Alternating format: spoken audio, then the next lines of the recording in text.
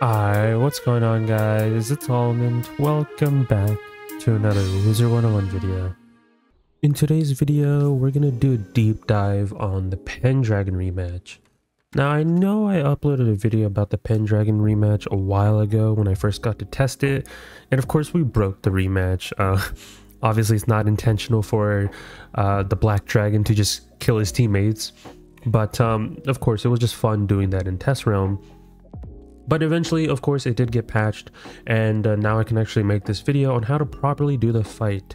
I did get some clarification from Cam regarding some of these strats, and it was mainly for the Walrus spells, because I did use the Walrus spells in one of my strats, but the Walrus spells are actually going to be level locked, so it did work in Test Realm, and you guys might see that footage in the background, but of course that no longer works.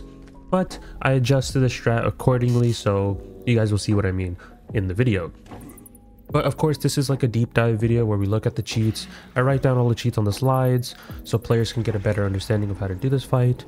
I've done this before, countless times before, and if you guys do want to see these slides, they will be in the Discord. Just make sure you check the PvE guides tab. All my slides that I make like for videos or anything like that, or even on stream, are tossed in there. So if you have any concerns about any fights, they might be in there. So there is that. But if you have any fights that you guys want me to do a deep dive on, let me know in the comments below, or even just in the Discord.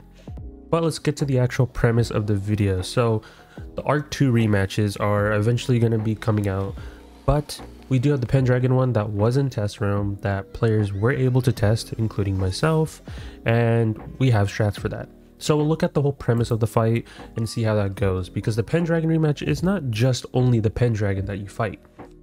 You are fighting the white dragon and the black dragon that are in the fight as well. And of course, all these bosses do have cheats, and there's a certain way you have to defeat basically this fight. Now there's multiple ways of victory in this fight, but this is the strat I chose, and to me I feel like it's more viable. There might be other strategies that players have, but this is the one I prefer. So let's look at individual cheats for these bosses. Let's look at the Pendragon first. The Pendragon, I was only able to see one cheat, but this cheat has multiple occurrences depending on how you view it. So his first cheat, your power feeds me. If a wizard casts a rank 6 or higher spell, whether it be an AoE or a single target spell on him, or an XP, Pendragon will interrupt cast, use Scarecrow, and he will clear dots that were placed on him. Side note, if you kill the Pendragon with a rank 6 or higher spell, he will revive and cast the cheat as well. Now this cheat also removes protected dots, so like if you for some reason don't kill him and you know the spell does leave a protected dot, he will use that Scarecrow and it does remove those protected dots. So keep that in mind and be careful on how you want to kill the Pendragon, of course. And school pips are going to be like your friend, of course, if you want to do that as well. Now let's go into the bare bones of like this whole premise of this rematch, because the other bosses have all the cheats that are basically conflicting with this fight. Let's look at the Black Dragon.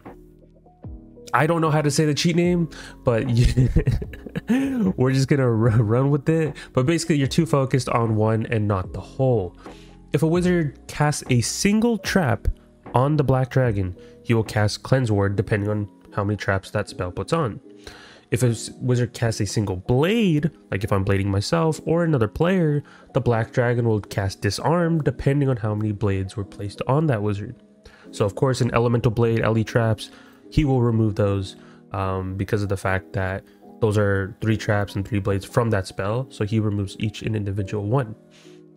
Same thing with the shields, he'll remove them. Same thing with the dots, and same thing with negative charms and hots. Basically all 6 hanging effects, this guy will counter you depending on how you do it. So anything that's like a single, so if you do a weakness on him, if you do a dot on him, if you do a hot, if you want to heal, like heal another player or yourself, he will cheat cast and just remove that hanging effect off the field. Now what happens when you heal is he will cheat cast Celestial Calendar on the player that did receive that hot. Now, before in Test Realm, when we did use Link and we did cheese the fight, it was actually a Barbarian Saga. Now, that spell was changed because, I'm gonna be honest, that spell was nuking. But it's the whole premise is to just teach the player not to hide. Of course, once you make that mistake once, you're never going to make it again unless for some reason you have a May cast pet. But then, you know, I would switch pets after that mistake. So that's why it's punishing when it does happen one time, but just make sure not to hot ever again. But when he does see that you have a hot or someone else put a hot on themselves, he will cheat cast and use Celestial Calendar on the player. So keep that in mind. Don't try to use heals in this fight, but you are allowed to heal after you kill them in certain ways. So you could still pack them if you wanted to. Now let's look at the White Dragon. The White Dragon is very similar to the Black Dragon in many ways. You are weak and unfocused. If a wizard casts an AoE trap, or an AoE blade, AoE shield, AoE dot, AoE negative charm, or an AoE hot, they will remove that hanging effect on themselves. So obviously if I use a mass trap or something like that, or like any of those mass traps essentially, the mass trap will only be removed on the White Dragon. Anything that is an AoE blade, it will only be removed off, well, I mean, it will be removed off all wizards, but like basically anything that's like an AoE on the enemy, he will only be removed on him. So like a dot, a negative charm, what's it called, a trap, those things will be removed only on himself. Now he won't remove it off of other players or other like his Black Dragon or the Pendragon. He will not remove it off them. He'll only remove it off himself. So you guys can get the general idea of the puzzle. This whole fight's a puzzle in a way. And just like the Black Dragon, the White Dragon has a cheat where if you heal, aka using an AoE hot, the White Dragon will remove those hots on all the wizards, and it will cheat cast and use Frost Giant. Before, I think it was using the Lemuria spell. I forgot the name of it. I think it was Freeze Ray, and it would nuke you. So now it's adjusted and now it has Frost Giant, and I believe it has a stun. I don't quote me on that. I wasn't able to test it, but I know it's changed to a Frost Giant because I was able to ask Cam and he let me know that it was changed from Freeze Ray to Frost Giant. I just didn't remember if he told me if it was a stun or not. Same thing with Barbarian Saga on the Black Dragon. That was changed to Celestial Calendar, and you know, I got clarification from him, which is how I'm able to make this guide fully. Now you see all these cheats and you're like, bro, how am I supposed to do this fight? They're removing traps, they're removing all these things. What am I supposed to do? I have like no hanging effects. Well, you're actually allowed to use bubbles in this fight. If you use a bubble, it ignores the cheats, and if you use an aura, that's an extra buff. So there's two strats. We're going to look at the actual strat, and then I'm going to talk about the strat that I use in test realm. Very similar, but of course that's not going to make its way to live realm, but I still want to cover it for the fact of it's some interesting tech that I came up with. But let's look at the actual strat. So the Pendragon Rematch, the Morganth Jewel Edition.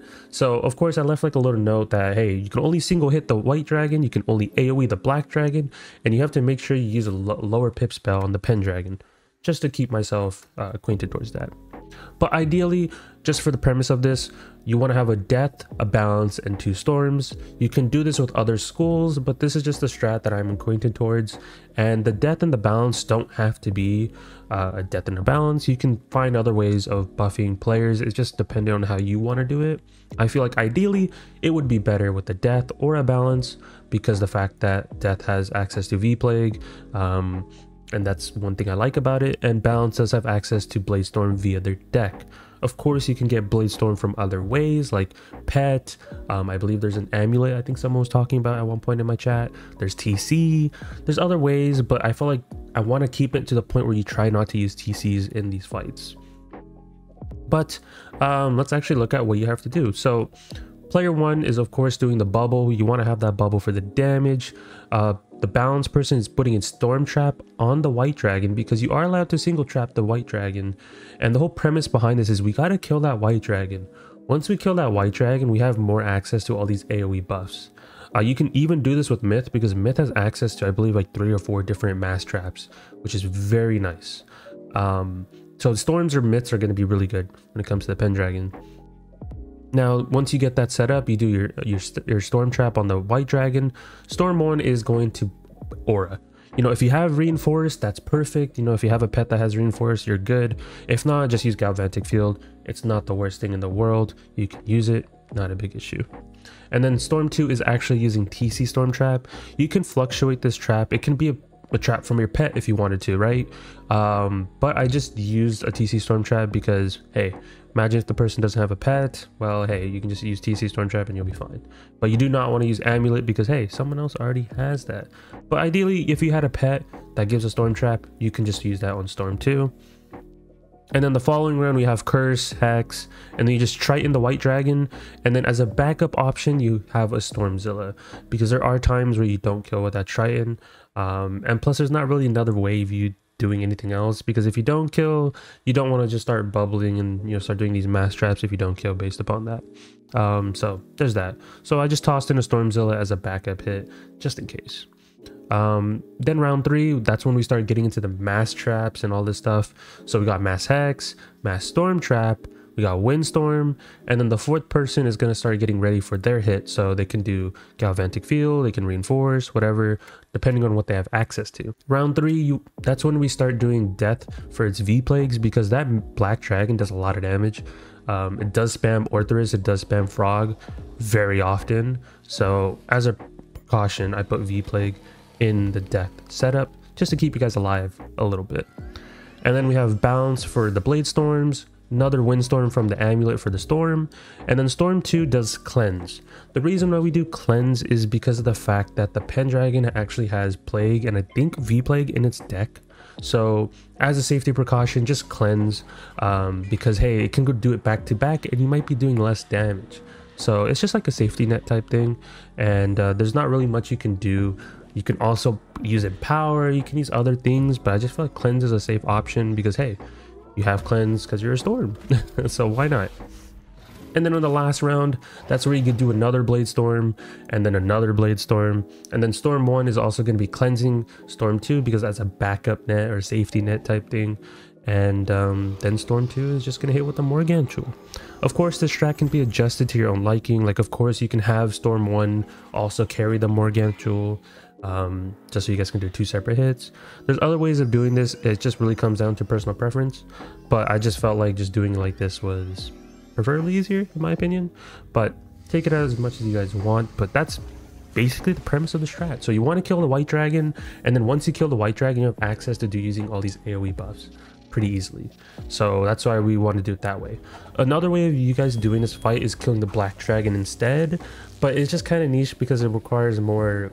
It's like roughly around the same rounds, or maybe like a little bit longer, but preferably I think just killing the White Dragon is better overall, and then killing the Black Dragon alongside the Pendragon, because you're using a low pip spell. That's the whole premise of the Morgantool, because it does a decent hit for what it is. It's 4 pips and it does a lot of damage. Because the whole premise behind the cheat from the Pendragon is if you use a 6 pip or higher. So there's not that many spells that you can use. But in Test Realm, the whole premise of me talking about the Arch Mastery strategy, which I'll quickly just show up on screen, because obviously this doesn't work anymore, so don't even try this. Like, hear me out. Do not do this because it won't work in live realm. But I basically did the same thing, which was same buffs and stuff like that, but it was a round faster because Bunyip was accessible in the rematch and it just was nuking. So that's why I used it for the purpose of the video, but now we can't use it, and that's why we have the Morgantool instead. So to all the museum people that are going to farm this, I recommend a strat similar to this. There's probably going to be other people having their own strategies, but I think preferably this is better, and it's just very easy to do. And the Stormzilla for the White Dragon is there in case you don't have that much damage.